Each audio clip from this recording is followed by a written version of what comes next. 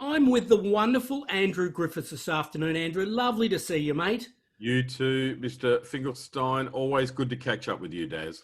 You know, Andrew, I was thinking it's really a significant moment for me, this. Here I am interviewing you for my next book that's coming out, The Accountability Advantage, to play your best game. And I thought about this a lot, and I thought it was 8 years ago that I was sitting in a classroom with you, learning to write my very first book. Yeah, you took to it like a duck to water. You remember those days? Yeah, he did not take to it like a duck to water. Believe me, there was, and we can't even use the quote that you utilised in the back of the room, and it's kind of funny because I just remember you standing up at the back of the room because I've got a class of maybe 30 or 40 people, I think, from memory, Darren, and it was like I'm there encouraging them to our workshop on writing books, where some masterclass on that, and I'm talking about what it takes to write a book and the central question and all this stuff, and this little hand pops up, then right down the back of the room, and Darren stands up and just says, "There's no freaking way I'm going to write a book." Full stop. That's it, Yep. and that was and I paraphrase there because he went on a bit longer than that, and and it was hilarious. And then you wrote your first book. Yes. Then you wrote your second book. Yes. Then you wrote your third book. Yes. And now you're writing your fourth book. And we did a book launch for you in Bali with your third book. We did, Andrew. And it's quite remarkable that you talk about fondly there the experience of me in your first class, but you've done 700 first-time authors with their books. Yeah. I mean, that's just an extraordinary number. I've got a couple of very big bookshelves. So, and it's, to be honest, Darren, if I look back in my life as we do, it's one of probably my greatest, most rewarding, accomplishments is to have helped so many people to write their first book, because I know what a big deal it is. I know that it's hard to write a book, and most of my people were like yourself, that they didn't really ever set out to be an author like I didn't. Yes, I didn't plan to be an author. It just The happened. Accidental Author. The Accidental Author, good title for a book. Oh, good, great title for a book. Copyright. Write that down. Write it down. Go on. Hang on. Take another one of my ideas and turn it into a product. Registering the domain name as we speak. So Andrew, with that 700 people, and my whole focus, and the accountability guy that you so aptly named me, though many months ago, I was sitting on your balcony having a dinner one night, I think, overlooking the city of Melbourne. You called me the accountability guy, and my focus is accountability. I want to know how you keep 700 people accountable. Well, I guess there's a couple of things in there. Out of the 700, I mean, I trained a lot more people, but not everyone wrote a book. I've been involved in a lot of programs, and realistically, I mean, I have a good success rate, and obviously, but the reality is, what's the difference between someone who does a course and writes a book and someone who does a course and doesn't write the book? And what's the difference? How do you identify those people? The people that write the book have a much bigger reason to write the book. They get it, like their why is stronger. They have a bigger motivation, I think, is what it's about. So someone comes to me and says, I want to write a book because I know it's going to be hugely transformational for my business. They write the book. If you're not convinced of that, you probably won't write the book. I mean, why did you end up writing it after being so adamant that you weren't going to? Because you told me to. No, true. but it's right. It's right what you're saying, and I think this comes down to the heart of accountability, and that is having a connection to your why and having a connection to your purpose. Absolutely. And that was the reason why I chose to write my first book, Honey, Let's Buy a Boat, was because my why was to explain a process that people didn't understand, and explain a process to them to show them how easy it was to actually buy a boat. It wasn't difficult if you knew these certain key elements. So my purpose was to educate people and then turn that into a sales opportunity to leverage from it with my skill set. One of the other things that I find is interesting, though, is that when you're writing a book, for example, it's hard. It's hard to write a book. You know, Yep. it's definitely a hard thing. Otherwise, everyone would do it. But it's also lots of room for reasons not to write a book. Pardon me, we get busy. Yeah. Who's got the time to write a book, right? Yeah. You don't write a book during your Monday to Friday 9 to 5. You've got to be prepared to write it on your weekends, at night time, early in the morning. Yeah. You know? Put off those plans. Put off those plans and prioritize. Exactly. So it's hard to write a book. You've got to deal with imposter syndrome. Who the hell am I to write a book? Yeah. Who's going to read it? What if someone does read it? What if they disagree with it? What if I look like an idiot? So you've got all of those reasons, and there are plenty of reasons not to write a book. And when we find them, we'll come up with all the excuses in the world. I'm working with a guy who's been working on his book for 12 years. Yes. Never going to write it. Yeah. But when your reason for writing is stronger than the reasons not to write it, Yes. that's when you write the book. Yes. And that's why the power of that why, that purpose. I need to write this book because it's going to give me a competitive advantage and it's going to transform my business, which means I'm going to be able to feed my family better. I'm going to be able to buy a better car. I'm going to be more successful. I'm going to be this, that, and the other. So the why and the purpose is so important. Are really, really key to that. So, Andrew, what does the word accountability mean to you? It's interesting. I know we've had many conversations around it. And I mean, I look at accountability, and I guess for me, it's my reason for doing. You know, if I looked at that and said, okay, I'm accountable to you, Darren, to finish that, and you and I work on a number of different projects. If I'm accountable to you, I will do it because I don't want to let you down. You know, and that's a big enough reason for me. You know, it's, you know how, like, we laugh. If we often, for people watching this, Darren and I will often catch up for breakfast, you know, at 7 o'clock in the morning. And I never give a moment's thought to, will Darren be late? Because Darren is never late. And the same thing would happen if Darren was catching up. If I was going to pick up Darren, I would never be late, and he would never worry about me being late because he just knows that it would not happen unless it was something extraordinary that had, you know, out of the ordinary, which I don't think has ever happened. And that's because there's a responsibility to each other. Yes. And so that might seem like a silly or trite example, but it's actually not. You know, because there are people who just can't even get on time. They can't turn up on time. They can't do what they say. You know? No, and the problem is that they don't take the responsibility on to do that task in the first place. So use the analogy of me picking you up and we're going for breakfast. We're responsible for things and we're accountable to people. Yes.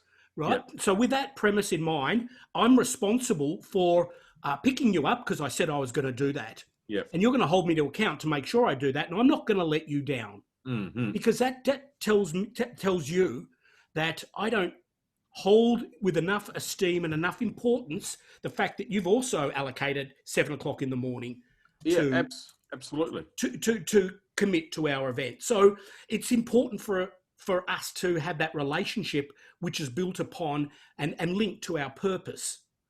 And our respect and to be honest, our professionalism. Yep. You know, like, you know, it's an interesting kind of thing, but I believe that, you know, I don't want to disappoint anyone. I don't want to let anyone down. And I always remember one of the keys to success is to, you know, say what you'll do and do what you say, you know, and you know, just as a simple kind of a thing, because to be honest, a lot of people are not very good at that.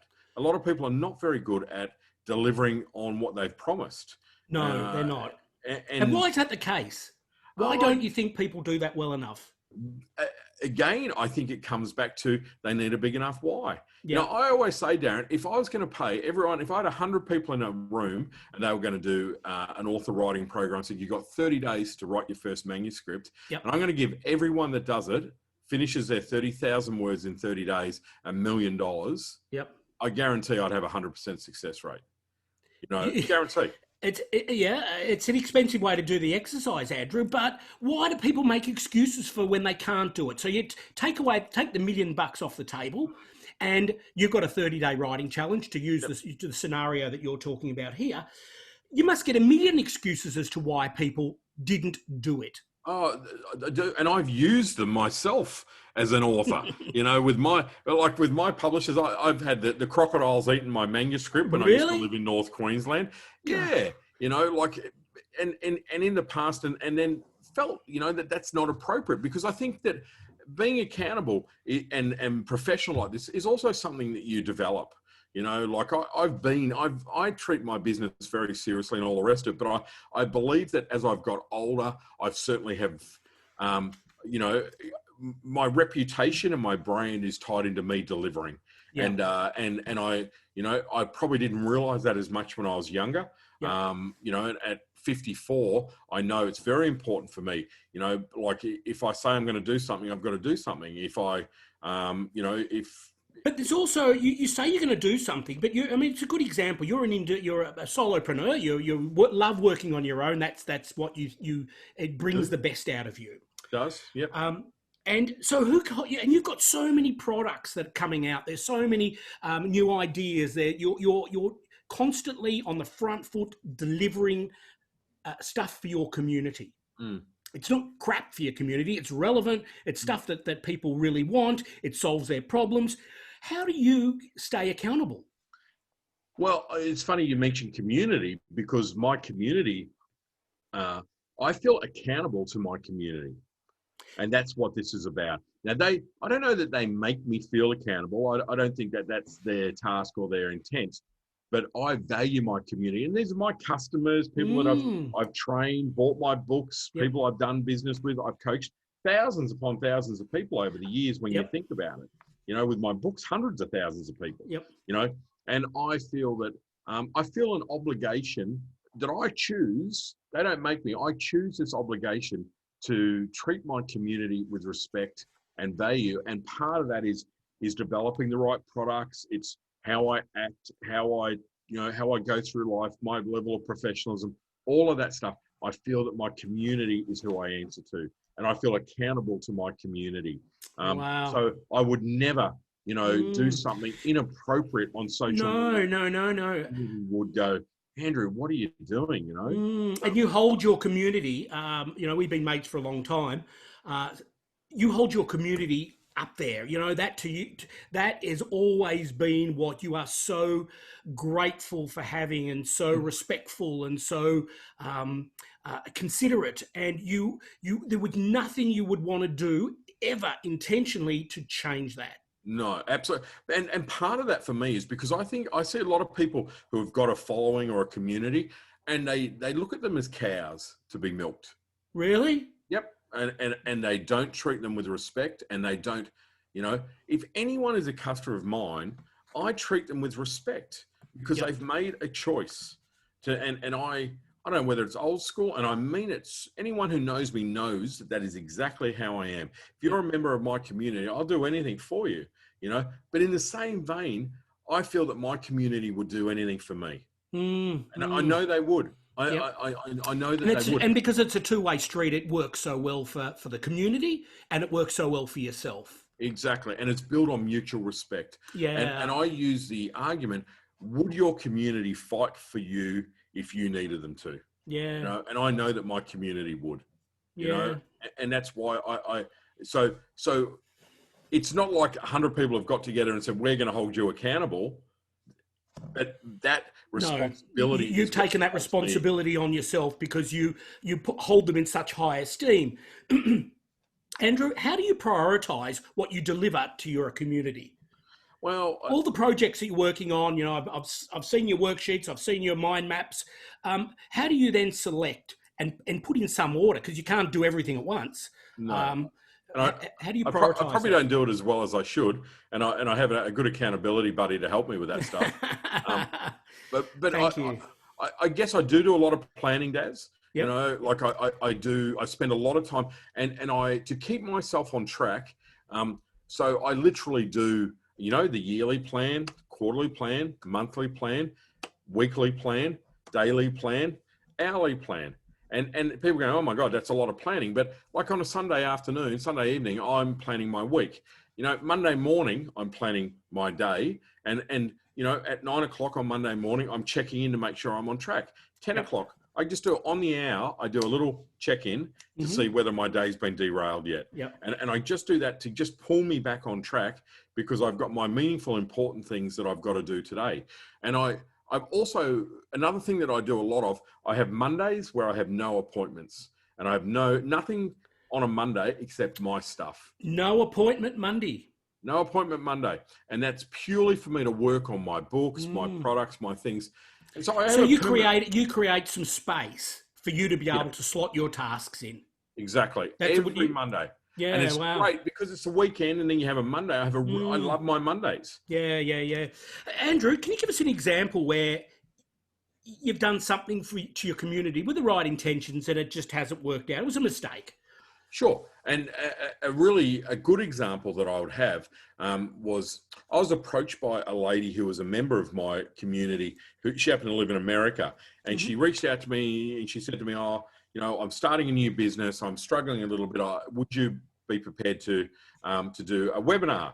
And, like we could co-promote it. And it's about, I love your book about work-life balance, and I would like to, talk around that. And I went, sure. She sent me through an agreement, which was a little bit formal. I was a bit surprised, but I kind of signed it. But I didn't really read it terribly much, right? I didn't, I just wanted to help her. Anyway, then I started to see the promotional material. And part of this agreement I signed was that I would do email my database and rah. And it was how to make 7 figures as a consultant in 3 weeks kind of thing. It was one of those kind of things with Andrew Griffiths. Oh, it's so not what you had in mind. So not what I had in mind, and I challenged her about it. And she said, oh no, we're still talking about that. And, and of course then we've done the webinar, and it was just a icky sell. It was terrible. Yeah. It's not how you operate. Not how I operate in the slightest. And I was torn because I felt an obligation, because I said I would do something to her. Even though the rules had changed, I felt obligated. But you know what was really interesting, Darren? I did this webinar and, posted it on my social media and cringed at it. And I had, I don't know, 20 or 30 people email me or message me privately and say, Andrew, I just saw all of that. Yeah, this is a bit icky. I don't really think that's on brand for you. And what that told me, there's a lot of things in there. One thing is I never agree to something till I see the marketing material, till I get the full picture. Till I get all the picture. And I was a bit naive not to have got that. Yes. The second thing was I was so grateful to my community because they held me accountable, and they did it in a very respectful way. No one got onto my Facebook page going, Andrew, you're an asshole. What are you doing here? Yeah. No one did that. This is not on brand for Andrew Griffiths. No. Something wasn't right. But they did it privately, and they did it respectfully, and saying, I was very surprised to see you do this kind of thing. I didn't think you'd do it. And I then went online and I actually did an article about saying, hey, this is what I did, and this is a mistake I made. And that lady got quite upset with me for doing that, but I didn't care because I was talking about my experience. Yes. And I learned from that. And I learned to be very cautious now. You know, like there's very few people that I would do webinars with or partner with unless I really know them, because I'm accountable to my community. Yes. How wonderful. Andrew, often when you hear the term accountability, people think about consequences. They think about penalties. Oh, you said you were going to do this and you didn't do it, so you're a naughty boy. Oh, it happened to me, at school, we all did it. Stand in the corner or go to detention. How does, in the grown-ups world that we're in and within your community, how do applying consequences to situations where people that are on a program with you don't do the things they say they're going to do when they're going to do them? How does that work for you? How does it sit, and how do you deal with it? It's challenging for me to answer that, Darren, in a couple of ways. One is I'm so accountability driven by answering to my community as well. When I'm teaching other people, initially, when I started doing this, I used to taught people how to dive 35 years ago, and the whole thing is you teach them how to dive, you hope that they're going to go diving. Most people that do a dive course never dive again. That's kind of frustrating, right? So for me now, if I teach someone to write a book and they don't write a book, initially, I think I probably got frustrated. I probably got a bit grumpy about it. I kind of all of that kind of stuff. Why would you get grumpy about it? Because Frustrated, I get, but grumpy or well, probably frustrated is the right word rather than grumpy. But it's like you've got all the tools, you've got everything you need. Now you can write this book. You came to me. I didn't make you do this course. Yeah. You've paid your money. You wanted to write a book, but now I've given it to you, all the information and coach you, but you're not writing it. So there's a bit of frustration in that that side of things there. So but in saying that, for me, I do honestly have this concept that I'm teaching adults, and if they I can only do so much, and I actually don't have the patience. If I'm not going to treat them like kids. No. If they don't do it, then it's their loss. Andrew, I would have. Sorry, I do everything I can to help them, but then at some stage it's got to be up to them. Yeah. Because your programs offer so much information and so much follow-up. What you're doing, and we talked about it earlier on, is you're removing the excuse element. Yeah, absolutely. You're removing the fact that I can't do that. I don't know how to do that. I was busy. The cat got run over. The alligator crocodile came into my house and chewed up half my manuscript. But you're removing all that from them. You're freeing the excuse.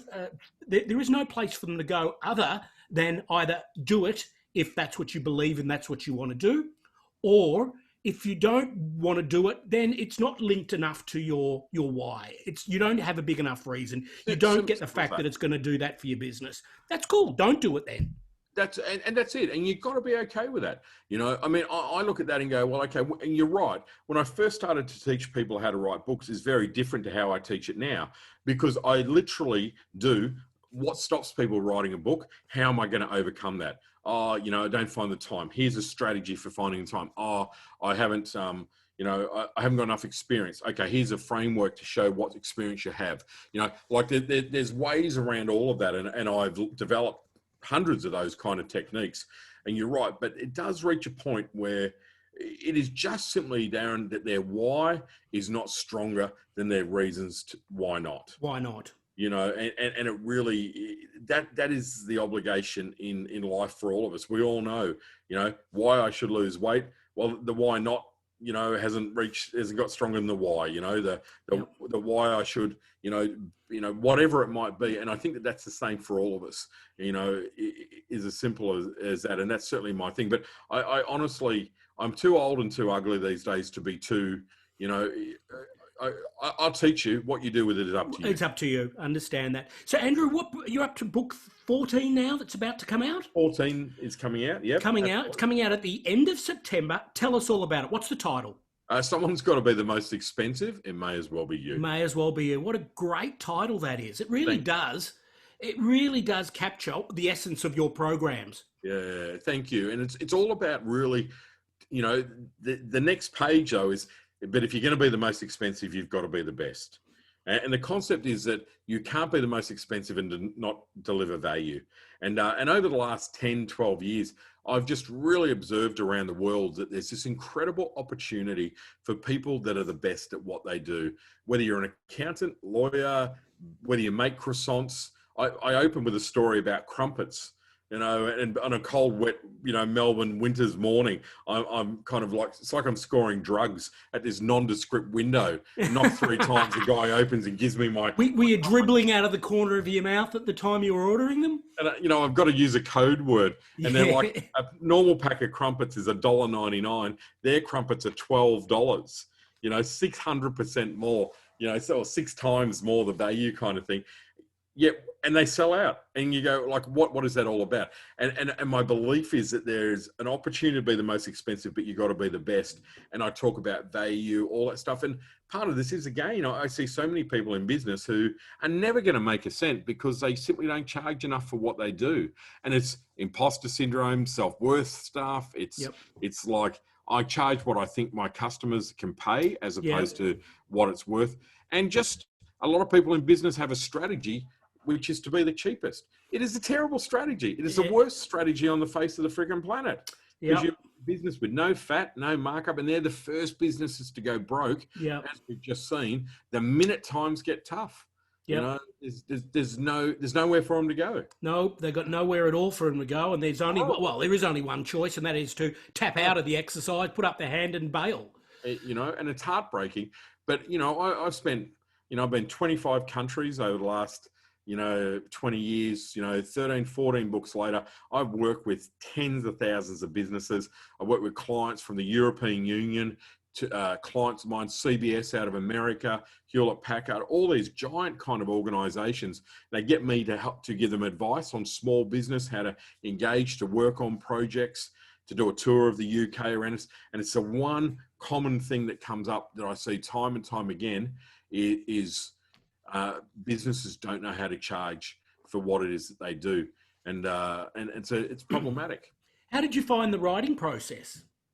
For my new book? For your new book, here you are, the man who teaches 700 books out there, how first-time authors can write their book. How did you find that process for yourself? Yeah, really hard. It's like, and it made me feel guilty. The frameworks are ridiculous. I don't know where that bloke came up with them from.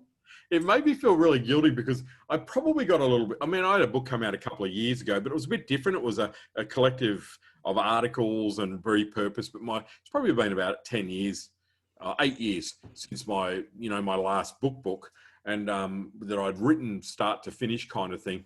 But this one, you know, was hard to write because I'm really busy, all the reasons, you know, but also the weight of the book.